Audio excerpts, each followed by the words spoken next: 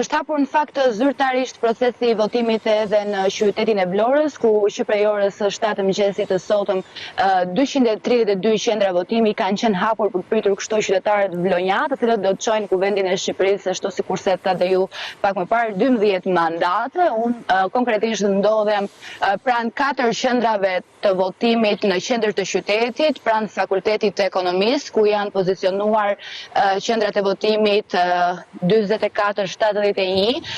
ku për pak pritet që të mbëri edhe kryetari i Bashkisë së Vlorës për të shprehur votën e tij, 44-71 fraksion 1,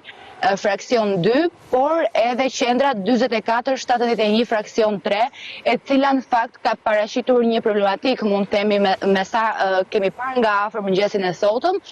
ende nuk është hapur kjo qendër votimi edhe pse ora shënon 8:25, kjo për arsye të mungesës së një prej komisionerëve, i cili është larguar pak minuta përpara se kjo qendër votimi të hapej për një arsye familjare të tij, paktën kështu siç kemi mësuar edhe nga qytetarët, të cilët kanë qenë duke pritur në radhë në dyert e kësaj qendre votimi.